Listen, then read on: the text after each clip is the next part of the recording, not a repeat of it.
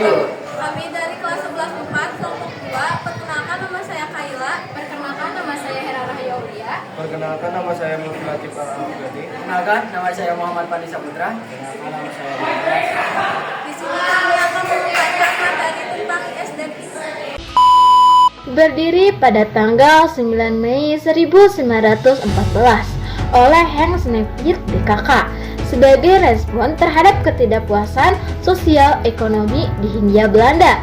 Tujuannya adalah memperjuangkan hak buruh dan rakyat, terinspirasi dari sosialisme Eropa.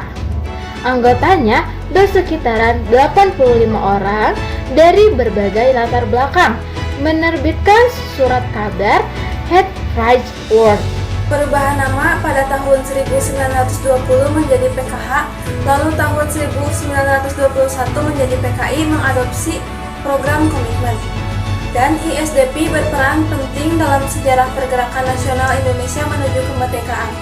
Beberapa tokoh penting ISDP, yaitu yang pertama ada Hans Nevitt, pendiri utama ISDP, seorang aktivis sosial asal Belanda yang berperan penting dalam mengorganisir gerakan sosial di Hindia Belanda.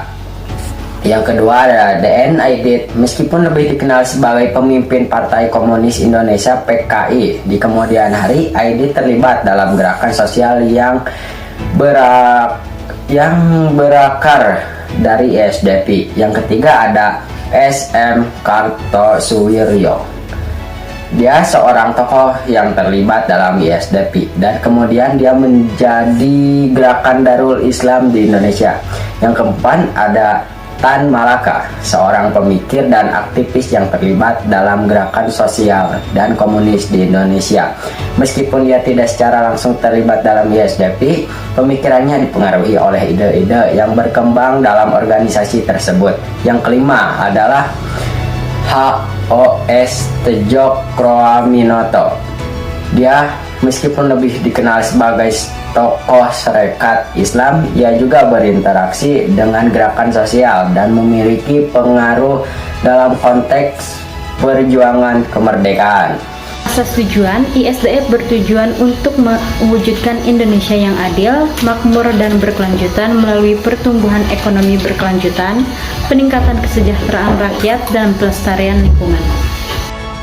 Bentuk pergerakan ISDP Indonesia Sustainable Development Goals berupa integrasi berbagai program dan kebijakan pemerintah di berbagai sektor, kerjasama antar kementerian atau lembaga, keterlibatan sektor swasta dan masyarakat sipil, serta monitoring dan evaluasi berkala untuk memastikan pencapaian tujuan. Intinya pergerakan bersifat multi-stakeholder dan terintegrasi.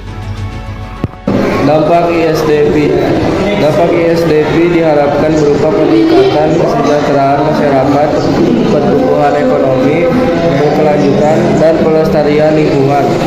Secara spesifik ini meliputi pengurangan kemiskinan, peningkatan akses, kesehatan, dan pendidikan, serta pengurangan emisi gas rumah kaca. Namun